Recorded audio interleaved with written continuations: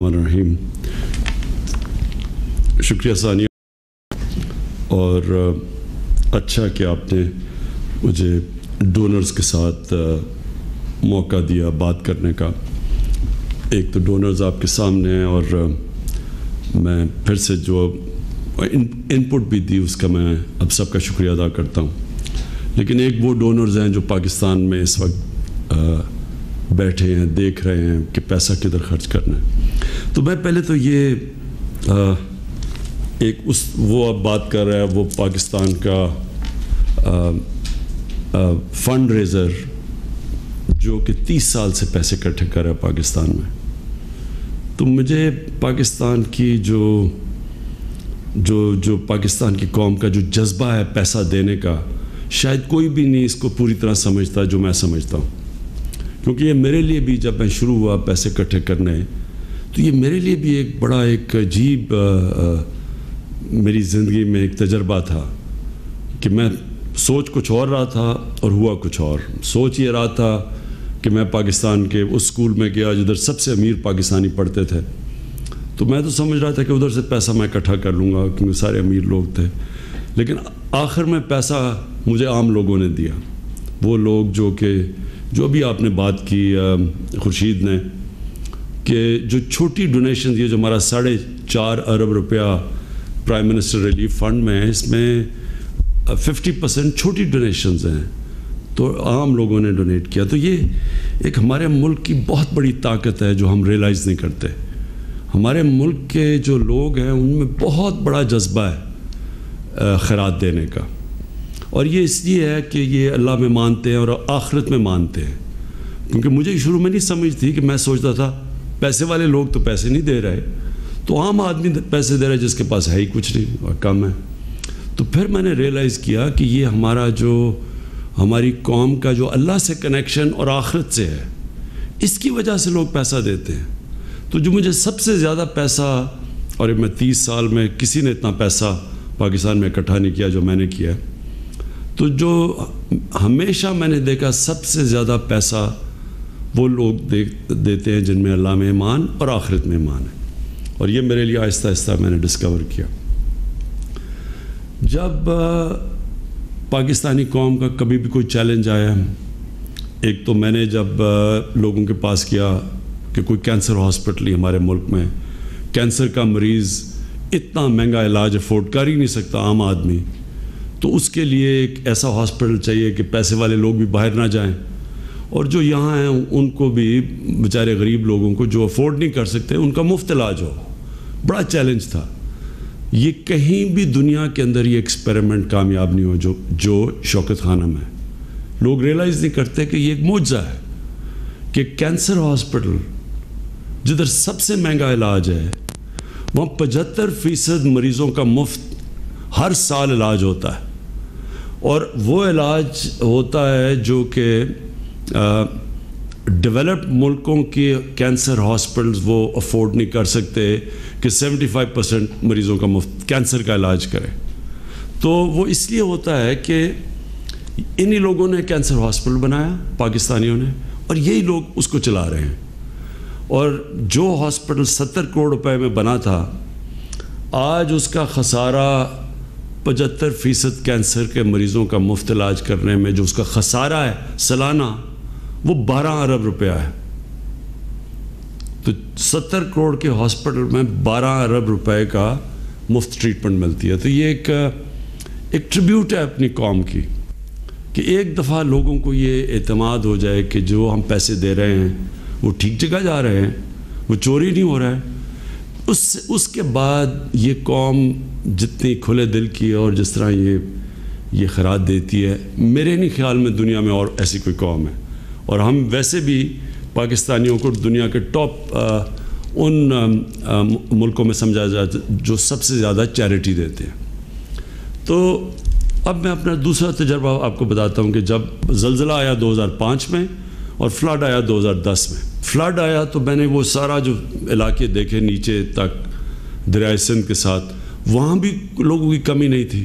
لیکن پرابلم میں نے ایک چیز دیکھی کہ ایک جگہ ساری دنیا پہنچ جاتی تھی جب پتہ چلتا تھا، مثلا بالا کوٹ پتہ چلا جی بالا کوٹ بالکل ڈسٹروائے ہو گیا. تو مجھے یاد ہے جب میں دوسرے دن جب بالا کوٹ کیا تو 3 میل کا ٹریفک جیم تھا. بالا کوٹ 3 میل تک لوگ گاڑیوں میں سامان لے کے جا رہے تھے دینے کے لیے. اور پھر جب میں نے زیادہ اسی زلزلے کے علاقوں میں پھرا تو پتہ چلا یہ کہ جدھر تو لوگوں کو سنتے تھے سنی سنائی باتوں پہ وہاں تو لوگ پہنچ جاتے تھے، لیکن جدھر نئی لوگوں کو پتہ چلتا تھا وہاں بیچارے لوگ بھوکے، کوئی گاڑیاں لوٹ رہے ہیں، وہ بیچارے بھوک سے برے حال تھے.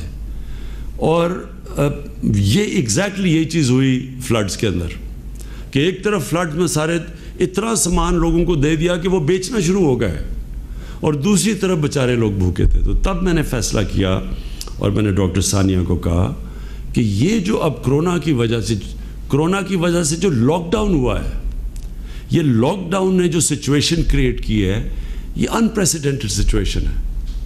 ایسا دنیا نے کبھی اس طرح کی سچویشن نہیں دیکھی. ہمیں تو چھوڑیں، ہم تو پہلے ہمارے مشکل حالات سے نکل رہے تھے، لیکن اگر آپ دنیا میں دیکھیں امریکہ جیسے ملک میں میل لمبے کیوز بنے ہوئے ہیں، گاڑیوں میں لوگ کھڑے ہیں کھانا لینے کے لیے، خیرات لینے کے لیے. امریکہ جو دنیا کا سب سے امیر ملک ہے، کیونکہ یہ کبھی ایسی ہوا ہی نہیں دنیا میں. اٹلی کے اندر لوگ بیچارے بھوکے ہیں، لوگوں کو کھانے دیا جا رہے ہیں.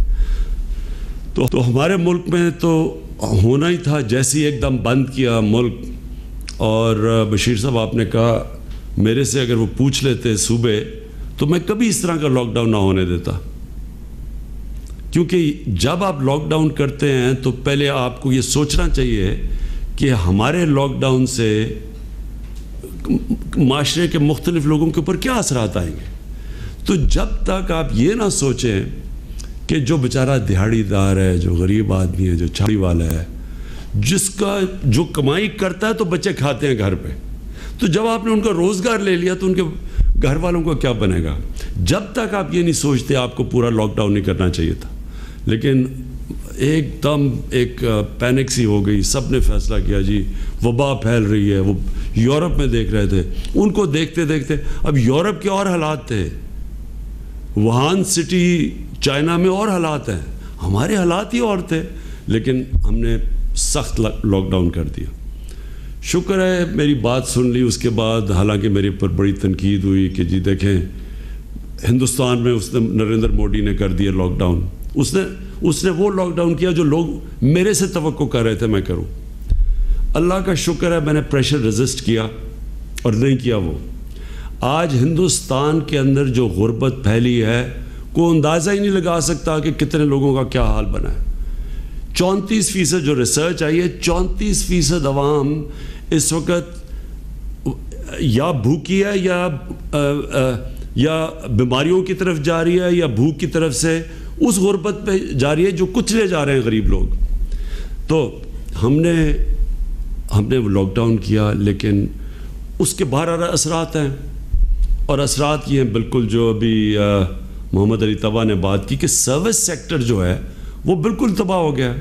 ہوٹلز بند، شادیاں ہال بند، جو بھی کھانے پینے، ایک بہت بڑا سیکٹر 30% پاکستان سروس سیکٹر ہے.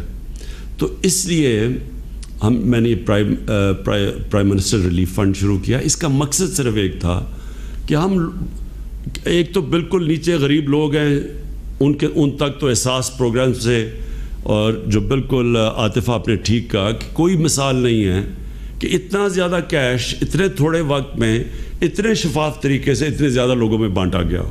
تو وہ تو میں ثانیہ آپ کی اور آپ کی ٹیم کو خاص مبارک دیتا ہوں. وہ تو اللہ آپ کو، ہم تو علیحدہ مبارک دیتے ہیں جو اللہ اس کا آپ کو دے گا، اس میں آپ کو بلیس کرے گا، آپ کے لیے نعمتیں بخشے گا، کیونکہ تو اللہ کا کام آپ نے کیا اور اس کی وجہ سے اب ہم بچ گئے ہیں. نہیں تو آج شروع میں آپ کو لوگوں کو یاد نہیں، پہلے 3 ہفتے کے بعد یہاں کوئی گاڑی جاتی تھی غریب محلے میں، گاڑی کے اوپر سارے اٹیک کر دیتے تھے. یعنی غریب گاڑی والوں کو کئی دفعہ جان بچا کے بھاگنا پڑا کیونکہ بھوکے لوگ تھے بیچارے. تو وہ جو آپ کا کیش پروگرام جو آیا تو اس نے بہت بڑا ایک ریلیف دیا.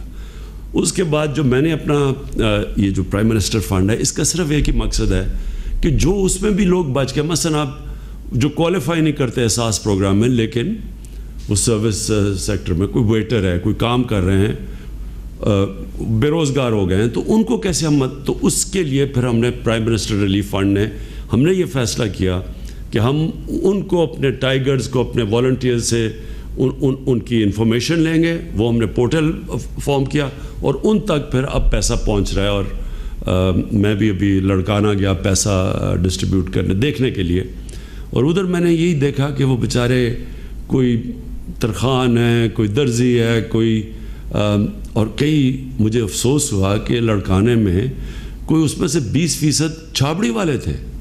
تو مجھے ابھی تک یہ نہیں سمجھ آئی کہ چھابڑی والوں کو کیوں بند کر دیا ہم نے.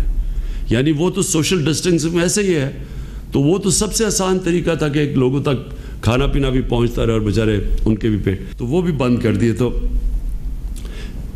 دوسرا ہمارا یہ جو پرائم منسٹر کا ریلیف فنڈ, اس کا صرف مقصد جو لوگ بے روزگار ہو گئے ان کا انفارمیشن ہے, ان کو پیسے پہنچائیں.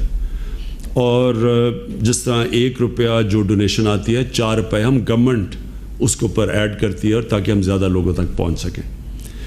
لیکن جو آج ثانیہ نے جو ڈونرز کو اکٹھا کیا, ڈونرز کو ان کے ساتھ, یہ سب سے بہترین طریقہ ہے کہ ہم ایک پوری ویب سائٹ کے اوپر انفارمیشن دیں لوگوں کو کہ جو لوگ بھی مدد کرنا چاہتے ہیں ان کو پتہ تو چلے کہ وہ مدد کدھر کرنی ہے, کدھر مستحق لوگ ہیں. تو وہ جو پورا میپ بنایا ہوا ہے اور پوری اسپاٹس بتائے ہوئے ہیں کہ کہاں کہاں لوگوں کو ضرورت ہے, یہ میرے خیال میں یہ سب سے بہترین کام ہے. اور یہ ہمیں مسلسل کرنا چاہیے. یعنی ہمیں گورنمنٹ ہماری جو ویو ہے کہ ہم نے پاکستان کو ایک فلاحی ریاست بنانا ہے, ہم نے جو مدینہ کی ریاست کی بات کرتے ہیں, ہمیں سب کو یاد, پھر سے میں بار بار دہراتا ہوں, دنیا کی پہلی فلاحی ریاست بنی تھی. اور اس کا مقصد یہ تھا کہ بجائے سارا پالیسی بنے طاقتور کے لیے, نچلے طبقے کو اٹھانے کی کوشش کرے. تو وہ یہ قدم ہے جو کہ ہم کانسٹنٹلی یہ انشاءاللہ جب کرونا کا بھی ختم بھی ہوتا ہے تو تب بھی ہم یہ مسلسل ڈونرز کو اور جو جن علاقوں کے اندر لوگ مستحق ہیں ان کو ہم خود ہی جوڑتے رہیں گے, تاکہ گورنمنٹ بیچ میں ہی نہ آئے. ایک طرف ڈونر ہے وہ ڈائریکٹلی دے پیسے ادھر جدھر کے مستحق لوگ ہیں. اور پھر جو آخر میں یہ جو لنگر اور یہ جو ہم نے پناہ گاہ بنائی ہیں, یہ تو ہم نے کرونا سے پہلے ہی اس نتیجے پہ پہنچ چکے تھے کہ پاکستان میں جو لوگ سڑکوں کے اوپر سوتے ہیں, کیوں سڑکوں پہ سوتے ہیں؟ سردیوں کی انتہا ہوتی, جب ٹھنڈ یا اسلام آباد میں 0 ڈگریز پہ ہوتا ہے تو بیچارے لوگ فٹ پاتھ پہ سوئے ہوئے ہوتے ہیں. لاہور میں ہم شروع سے بھی دیکھتے ہیں داتا صاحب کے باہر وہاں ساری سڑکوں کے اوپر لوگ سوئے ہوئے ہوتے ہیں. تو یہ ایک ہمارے معاشرے کے لیے اتنی شرمناک چیز ہے کہ ہم اتنا بھی نہیں کر سکتے کہ یہ بیچارے لوگ پہلے تو پوچھیں سڑکوں پہ کیوں سوئے ہوئے ہیں. سڑکوں پہ وہ اس لیے زیادہ تر سوتے ہیں, وہ آتے ہیں کام ڈھونڈنے شہروں کے اندر. شہروں میں کیوں کام ڈھونڈنے آتے ہیں؟ کیونکہ انہوں نے اپنے بچے پالے ہوتے ہیں, وہاں ان کے پاس پیسہ نہیں ہوتا. اب وہ شہر کے اندر اگر ان کو جب دہاڑی لگانی ہے انہوں نے اور اس سے بچوں کو پالنا ہے تو ان کے پاس کتنا پیسہ ہوتا ہوگا کہ وہ ایک کرائے پہ جگہ بھی لیں, پھر انہوں نے کھانا بھی کھائیں, تو ان کے پاس کتنا پیسہ بچتا ہوگا اپنے بیوی بچوں کے لیے. تو ادھر سے ہم نے یہ پناہ گاہ کا کانسیپٹ لے کے آئے کہ بجائے وہ سڑکوں پہ سوئیں, ہم ان کو عزت سے ایک جگہ پہ ٹھہرائیں, ان کو نہانے کے لیے ہو, ان کو پانی ہو, ان کو کھانا ملے. تو اس سے کیا ہوا, جب آپ ادھر پناہ گاہ میں, اور میں بڑی اپنی پارلیمنٹیرینز کو, میں منسٹرز کو کہتا ہوں کہ آپ ضرور پناہ گاہ میں جا کے ان کے ساتھ کھانا کھائیں اور پوچھیں ان سے کہ آپ کے کیا مسئلے ہیں. اور زیادہ تر پتہ چلے گئے کہ وہ دور دراز علاقوں سے یا شہر سے ادھر سے آئے ہیں, ان کے پاس پیسے نہیں ہے, کرایہ نہیں ہے رہنے کے لیے, لیکن وہ جو پیسہ سیو کرتے اپنے بیوی بچوں کو بھیج دیتے ہیں. تو یہ بگننگ ہے جو میری ویژن ہے کہ انشاءاللہ انکریمنٹلی ہم اپنے ملک کو لے کے جائیں گے جس میں رحم ہو, احساس ہو اپنے اس طبقے کا جو اپنی مدد نہیں کر سکتا. اور یہ بھی آپ کا عارف بڑا اچھا آپ کا آئیڈیا ہے کہ, اور میں بھی یہ سوچ رہا تھا کہ ہم تھوڑے اور آرگنائز ہو جائیں تو ہم یہ جگہیں باقاعدہ جگہیں بتائیں گے جدھر باہر سے لیبر آتا ہے جدھر اس کو چاہیے ہوتا ہے ٹھہرنے کا، جدھر کام کرنے کی جگہوں کے پاس پاس، پھر ہاسپٹلس کے اندر. اب کئی دفعہ ہاسپٹلس میں ہم نے دیکھا ہے کہ بڑے ہاسپٹل میں باہر سے لوگ آتے ہیں، ان کے لوائقین، وہ تو مریض اندر ہوتا ہے تو لوائقین کے پاس جگہ نہیں ہوتی، وہ بیچارے باہر سو رہے ہوتے ہیں. ان کے لیے تو ہم نے یہ فیصلہ کیا ہے کہ ہم انکریمنٹلی انکریز کرتے رہیں گے یہ پناہ گاہ پاکستان میں. اور ہم لوگوں کو، اور میں نے یہ بھی دیکھا ہے کہ لوگ خود ہی کھانا بھیجنا شروع ہو جاتے ہیں جب لوگوں کو پتہ چلتا ہے پناہ گاہ ہے. علاقے کے لوگ جا کے وہاں دیگیں بھیجنی شروع ہو جاتے ہیں، کھانا بھیج، تو کیونکہ لوگوں میں جذبہ ہے. صرف جو لوگوں کو ایک چیز کانفیڈنس چاہیے کہ کیا جو ہم پیسہ ڈونیٹ کر رہے ہیں یہ ٹھیک جگہ جا رہا ہے، بس یہ کانفیڈنس ہم اس گورنمنٹ نے دینا ہے. ہم نے اس میں یہ جو میرا پرائم منسٹر ریلیف فنڈ ہے، اس کا ایک ایک ہم آپ کو بتائیں گے روپیہ کدھر جا رہا ہے. ہم جتنے لوگوں کی آپ کی لسٹیں دیں گے، جن لوگوں کو اب تک یہ جو بے روزگار لوگ ہوئے ہیں، جو ان کو ہم 12,000 روپے جو بھیج رہے ہیں، ان کی باقاعدہ لسٹیں سب پبلش کریں گے کہ کس شہر میں یہ پیسے جا رہے ہیں. اس میں پوری ٹرانسپیرنسی دیں گے. احساس پروگرام سارا ٹرانسپیرنٹ ہے ہمارا. اب تک کوئی اس کے اندر کوئی پولیٹیکل موٹیویشن نہیں ہے پیسے دینے میں. سارا اسیس کیا جاتا ہے ناترا کے ڈیٹا بیس سے، اس کے مطابق انفارمیشن ٹیکنالوجی کا پورا استعمال کرتے ہوئے شفافیت سے پیسہ جاتا ہے. یہ تو اور زیادہ آسان ہے، جدھر ہم نے ڈونرز کو اور جو مستحق لوگوں کو ان کو خود ہی اکٹھا کر دیں، وہ خود ہی ایک دوسرے کو پتہ چل جائے کہ گورنمنٹ بیچ میں ہی نہیں آتی. اور یہ جو پناہ گاہ ہے، اس کا سارا کچھ ہمارے آڈیٹڈ ہے، سارے اکاؤنٹس ہمارے. اس میں ہم بالکل یہ اچھا آئیڈیا کہ اگر ہم آہستہ آہستہ جب زیادہ ان کو آئیڈینٹیفائی کر لیں، سپاٹس جدھر پناہ گاہ کی ضرورت ہے، تو ادھر ہم کئی جگہ پہ گورنمنٹ جدھر سمجھتی ہے کوئی ڈونر آنا چاہے تو ان کو پھر کہیں گے کہ وہ ڈائریکٹلی اسپانسر کر دیں ایک پناہ گاہ. میں پھر سے آخر میں ثانیہ آپ کا اور آپ کی ٹیم کا خاص طور پہ پاکستان کی طرف سے شکریہ ادا کرنا چاہتا ہوں، خراج تحسین پیش کرنا چاہتا ہوں. اللہ کا کام کیا آپ نے. آج ہمارے اگر حالات ہندوستان کی طرح اتنے برے نہیں ہیں تو اس میں ایک وجہ بہت بڑی آپ کے احساس پروگرام کی ہے، اور دوسری یہ کہ شکر ہے ہم نے اس طرح کا جو ہندوستان میں نریندر مودی نے جس طرح کا کرفیو نہیں لگایا، ہم نے وہ نہیں کیا، تاکہ ہم نے پھر بھی نیچے چلنے دیا، کام کنسٹرکشن شروع کر دی. ابھی بھی میرے خیال میں جدھر ابھی جب اگلا یہ جو ہمارا سال ہے، اس میں چیلنج صرف ہمارا یہ ہے کہ ہم کیسے لوگوں کو کام پہ بھی اپنے کاروبار بھی کرتے رہیں، ان کو روزگار بھی ملتا رہے، اور ساتھ ساتھ کیسے لوگوں کو احساس دلوائیں کہ آپ کو یہ ان شرائط کے مطابق، ان کنڈیشنز، ان SOPs کے مطابق آپ کو کام کرنا ہے آپ کے لیے. یہ ایک پورا پروسیس ہے. اب ہم پوری اس کے اوپر کیمپین چلنے لگی ہے، ایک میڈیا کیمپین. اپنے جو والنٹیئرز ہماری ٹائیگر فورس ہے، ان کو اب ہم جگہ جگہ بھیجنے لگے ہیں. پورے انفارمیشن ٹیکنالوجی کا استعمال کرتے ہوئے ہاٹ سپاٹس پہ پہنچ گئے ہیں کہ اسپیسیفک جگہوں کے اوپر ہم روکیں گے اس کے پھیلنے سے. انشاءاللہ مجھے امید ہے کہ ہمارا یہ ایک اگلا جو مہینہ ہے، مشکل مہینہ ہے، میں یہ کہہ دوں کہ مشکل مہینہ ہے، لیکن اس میں ہم سمارٹ لاک ڈاؤن، اور سمارٹ لاک ڈاؤن کا مطلب یہ ہاٹ سپاٹس اور یہ SOPs، لیکن سمارٹ لاک ڈاؤن کا سب سے بڑا جو ہم نے اب کرنا ہے کہ اس ٹائم کے اندر جو ہمارے وہ لوگ ہیں جو کہ کرونا سے جن کی جانوں کو خطرہ ہے، جس میں ہمارے بوڑھے ہیں اور جس میں ہمارے وہ لوگ جن کو وہ بیماریاں ہیں جو اگر ان بیماریوں کے ساتھ کرونا ہو تو بڑا مشکل ہوتا ہے، یعنی ان کی جان خطرے میں چلی جاتی ہے. مثلا ہارٹ ڈیزیز ہو، مثلا ڈائبٹیز ہو، بلڈ پریشر ہو، تو ان کے لیے ہم نے لاک ڈاؤن بھی کرنا ہے. ان کو کہنا ہے کہ آپ ان کی خاص اپنی احتیاط کریں. اگر ہم ان کو بچا گئے تو پھر کرونا کا وہ ایفیکٹ نہیں ہوگا جو ہم نے دیکھا کہ دنیا کے اور ملکوں میں، امریکہ میں ہوا ہے. تو یہ ہمارا اصل میں چیلنج ہے، اور یہ امپورٹنٹ ہے کہ جو اگلا مہینہ ہے، یہ اب سے لے کے ایک مہینہ، اس میں ہم پوری، اگر ہم یہ لوگوں کو بچا لیں لاک ڈاؤن کے سب سے برے ایفیکٹ سے، جو بھوک، غربت، اور غربت کی وجہ سے لوگ مرے، اس سے